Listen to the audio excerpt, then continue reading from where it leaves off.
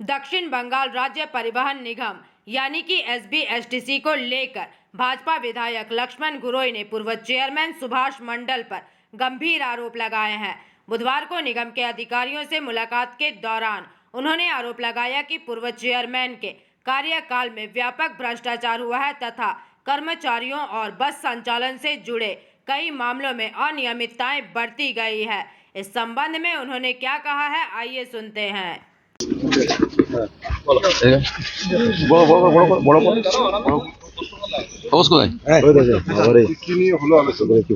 দেখুন, জানেন সারা পশ্চিমবঙ্গ জুড়ে আগে সরকার যে দুর্নীতির সঙ্গে পুরো যুক্ত ছিল, সেই কারণে এই বাস টার্মিনাল অনেক কিছু সমস্যা আছে। আমি বিধানসভায় প্রশ্ন করেছিলাম যে কতগুলি বাস চলে, কত পলিউশন ফেল আছে, কতগুলো কি আছে না আছে তা বলতে পারেনি মন্ত্রী। এখানকার নির্বাচনের পরে একবার এসেছিলাম মিটিং করতে, কিন্তু কথা হয়নি। আজকে মূলত যে এখানকার যারা স্টাফ আছেন তাদের বিভিন্নভাবে অন্যায়ভাবে বিজেপি করার অপরাধে বিভিন্ন ট্রান্সফার করে দেওয়া হয়েছে। ওই যারা দুর্নীতির সঙ্গে যুক্ত, লুটে ফুটে যারা শেষ করে দিচ্ছে, তারা কিন্তু বহাল তবিয়তে এখানে কাজ না করে মাইনে পাচ্ছে। বিষয় হচ্ছে আমাদের এখানে বেশ কিছু বাস, আমার যে গ্রাম যেখানে বামনাবেড়া, সে 92 সাথে বাস চলছে। সেই বাস দীর্ঘদিন ধরে বন্ধ আছে।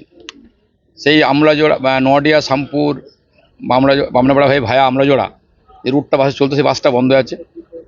একাধিক আমাদের সরকার আসার পরে যে বাজেটে ঘোষণা করেছে, সেই বাজেটে কলকাতার দক্ষিণেশ্বর কালীবাড়ি থেকে শুরু করে যেগুলো তীর্থস্থান আছে আমাদের, যারা আমরা শ্রদ্ধার সঙ্গে আমরা প্রণাম করতে যাই, পুজো দিতে যাই, তারাপীঠ, কালীঘাট সংস্কার হচ্ছে। সেই সংস্কারের ফলে আমরা সেই যে তারাপীঠ, দুর্গাপুর মানুষ যাতে তারাপীঠ পৌঁছাতে পারে, অনায়াসে যেতে পারেন, এসি বাস 7টা এসছে, তো ওখানে বাস দেওয়া হোক। একইভাবে দুর্গাপুর থেকে আমাদের Puri Volvo bus, AC bus, সেখানে দেওয়া হোক। বামনাড়া বাস যে বন্ধ ছিল, সেই বাসটা নডে শামপুরে বামনাড়া থেকে আমলাড়া যাক, সেই বাসটা খোলা হোক। একাধিক বিষয় নিয়ে আমরা কথা বলেছি, আমি চিঠি দিলাম, এই তার কপি সমস্ত বিষয় দেওয়া আছে। 4 তারিখ উদ্বোধন, পরশু দিন 4টার সময়তে বামনাবেড়া বাসের উদ্বোধন হবে। যখন বাস স্ট্যান্ড থেকে শুরু হবে, আমি সেই বাসে যাব এবং সেখান থেকে আমি আমলাজোড়া হয়ে সেই বাসে আবার ফিরে আসবো। কারণ এই এলাকার মানুষ বঞ্চিত, গ্রামের মানুষরা, ওদিকে নডিয়া, ধোবাঘাটা, আমাদের মোবারকগঞ্জ, বামলাজোড়া, মানিকাড়া, বামনাবেড়া, বিহারপুর, রানারপুর, নডিয়া, শামপুর এলাকার মানুষ বঞ্চিত। সেখানে বাসটা শুরু হবে, মানুষকে আহ্বান করব বাস যাতে সুন্দরভাবে চলে।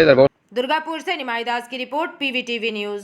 रानीगंज में इतने लग्जरी रूम, वो भी इतने कम प्राइस में।